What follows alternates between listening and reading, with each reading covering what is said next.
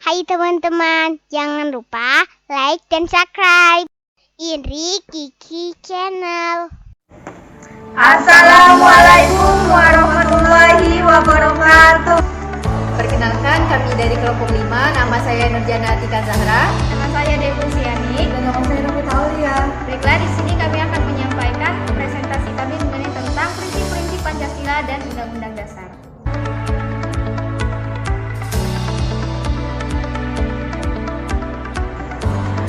Oke, baiklah. Di sini saya akan menjelaskan tentang pengertian Pancasila. Sebelumnya, apa sih pengertian Pancasila itu? Jadi secara etimologis, menurut bahasa Sanskerta, Pancasila dibagi menjadi 2 dasar, yaitu Panca dan Sila. Panca artinya 5, sedangkan Sila artinya dasar. Jadi Pancasila adalah 5 dasar. Kemudian di sini ada pengertian dan kedudukan Pancasila. Yang pertama yaitu Pancasila sebagai jiwa bangsa Indonesia, yaitu sebagai nilai-nilai kehidupan dalam masyarakat bangsa Indonesia melalui penjabaran instrumental sebagai acuan hidup yang merupakan cita-cita yang ingin dicapai serta sesuai dengan napas jiwa bangsa Indonesia, dan karena Pancasila lahir bersama lahirnya bangsa Indonesia. Kemudian yang kedua adalah Pancasila sebagai kepribadian bangsa Indonesia, yaitu merupakan bentuk peran dan menunjukkan adanya kepribadian bangsa Indonesia yang dapat dibedakan dengan bangsa lain, yaitu sikap mental, tingkah laku, dan amal perbuatan bangsa Indonesia. Kemudian ada Pancasila sebagai pandangan hidup bangsa Indonesia, merupakan kristilisasi pengalaman hidup dalam sejarah bangsa Indonesia yang telah membentuk sikap, watak, perilaku, tata nilai norma, dan etika yang telah melahirkan pandangan hidup. Kemudian ada Pancasila sebagai dasar negara Indonesia, yaitu untuk mengatur tatanan kehidupan bangsa Indonesia dan negara Indonesia, yang mengatur pelaksanaan sistem ketatanegaraan Indonesia sesuai Pancasila. Kemudian ada Pancasila sebagai sumber dari segala sumber hukum bagi negara Republik Indonesia. Di sini yaitu sebagai segala sumber hukum di negara Indonesia, karena segala kehidupan negara di Indonesia berdasarkan Pancasila. Itu juga harus berdasarkan landasan hukum. Semua tindakan kekuasaan dalam masyarakat harus berlandasan hukum. Di poin nomor 6 yaitu Pancasila sebagai perjanjian luhur bangsa Indonesia pada waktu mendirikan negara. Karena pada waktu mendirikan negara Pancasila adalah perjanjian luhur yang disepakati oleh para pendiri negara untuk dilaksanakan, dipelihara, dan dilestarikan. Selanjutnya, Pancasila sebagai cita-cita dan tujuan bangsa Indonesia. Karena dalam Pancasila mengandung cita-cita dan tujuan negara Indonesia adalah menjadikan Pancasila sebagai patokan atau landasan pemersatu bangsa.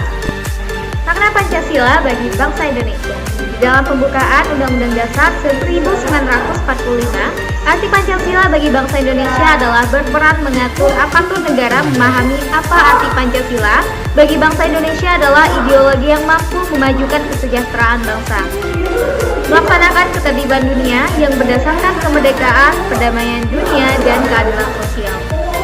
Lalu, apa sih arti Pancasila bagi bangsa Indonesia?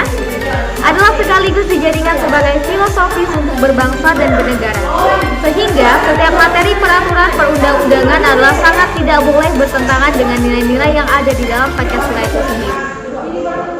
Perumusan Pancasila. Perumusan Pancasila diawali dengan terbentuknya Badan Penyelidik Usaha-Usaha Persiapan Kemerdekaan Indonesia atau disingkat dengan BPUPKI, atau dalam bahasa Jepang bernama Dokuritsu Junbi Kyosakai.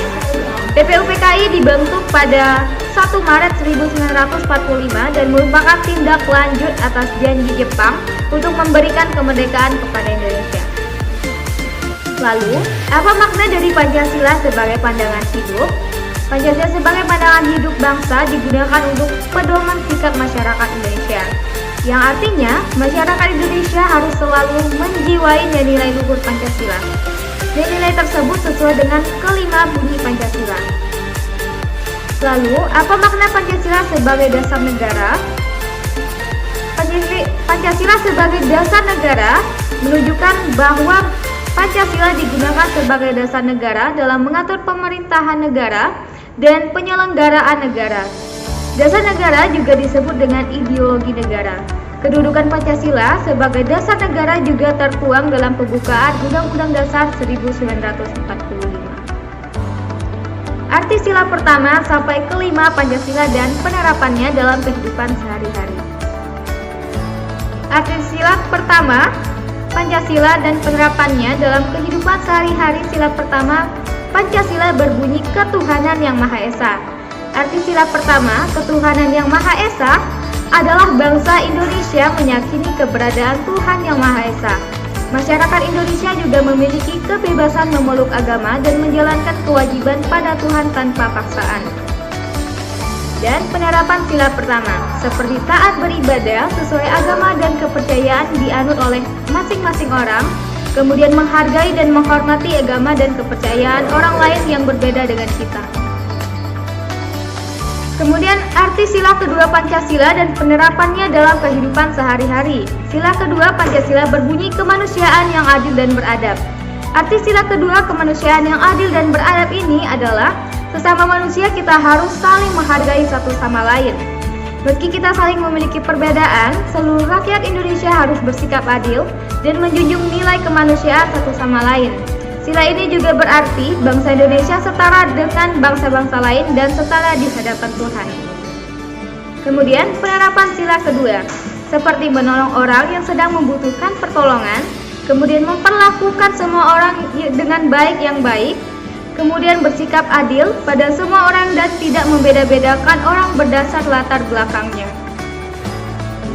Lalu, arti sila ketiga Pancasila dan penerapannya dalam kehidupan sehari-hari. Sila ketiga Pancasila berbunyi Persatuan Indonesia.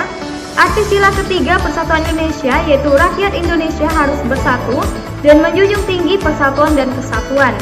Selain itu, bangsa Indonesia tidak boleh mudah terpecah belah karena perbedaan atau keragaman bangsa seperti suku, agama, budaya, dan yang lainnya. Lalu apa saja penerapan sila ketiga? Seperti bersama-sama menjaga persatuan dan hubungan baik satu sama lain dan tidak mudah terpecah belah. Lalu, menjaga kerukunan bangsa Indonesia yang memiliki beragam latar belakang suku, agama, dan bahasa. Kemudian arti sila keempat Pancasila dan penerapannya dalam kehidupan sehari-hari. Sila keempat Pancasila berbunyi kerakyatan yang dipimpin oleh hikmat kebijaksanaan dalam permusyawaratan perwakilan. Arti sila keempat kerakyatan yang dipimpin oleh hikmat kebijaksanaan dalam kemusyawaratan perwakilan adalah bahwa keputusan pemimpin melalui musyawarah wakil rakyat harus mengutamakan seluruh rakyat Indonesia. Lalu apa saja sih penerapannya? Seperti bermusyawarah dalam mencari keputusan untuk kepentingan bersama, baik di sekolah, rumah, maupun lingkungan masyarakat, dan menghormati pendapat orang lain dan tidak memaksakan kehendak diri sendiri ketika bermusyawarah. Kemudian sila kelima Pancasila berbunyi keadilan sosial bagi seluruh rakyat Indonesia. Arti sila kelima, keadilan sosial bagi seluruh rakyat Indonesia, yaitu seluruh masyarakat Indonesia berhak mendapatkan keadilan tanpa dibeda-bedakan latar belakangnya. Sebagai sesama manusia, kita harus berlaku adil terhadap satu sama lain. Bagaimana juga penerapan sila kelima Pancasila, seperti memberikan kesempatan pada semua anggota kelompok untuk berpendapat, kemudian melaksanakan kewajiban secara bertanggung jawab, serta mendapatkan hak sebagai warga negara, kemudian bijaksana dalam memanfaatkan energi dan sumber daya alam karena semua orang berhak menikmatinya juga. Baiklah, selanjutnya saya akan membahas mengenai undang-undang. Nah teman-teman, mengenai undang-undang, apa sih undang-undang itu? Undang-undang atau legislasi adalah hukum yang telah disahkan oleh badan legislatif atau unsur ketahanan yang lainnya. Nah teman-teman, jadi sebelum disahkan, undang-undang disebut sebagai rancangan undang-undang. Selanjutnya masih mengenai undang-undang, saya akan membahas mengenai fungsi undang-undang. Nah, adapun fungsi undang-undang yang akan saya bahas ada 8 macam fungsi undang-undang, yaitu dari pertama yaitu fungsi otoritas. dan fungsi mengatur, fungsi menganjurkan, fungsi menyediakan dana, fungsi untuk menghukum, fungsi untuk memberikan, dan fungsi untuk mendeklarasikan, dan terakhir yaitu ke-8 adalah fungsi untuk membatasi sesuatu. Selanjutnya, yang terakhir yang akan saya bahas adalah mengenai tahapan dari pembentukan undang-undang itu sendiri. Dimulai dari tahap pertama yaitu tahap perencanaan, kedua tahap penyusunan, ketiga tahap pembahasan dan pengesahan rancangan undang-undang, keempat yaitu tahap pengundangan, dan kelima yaitu yang terakhir yaitu tahap penyebarluasan. Wassalamualaikum warahmatullahi wabarakatuh. Terima kasih.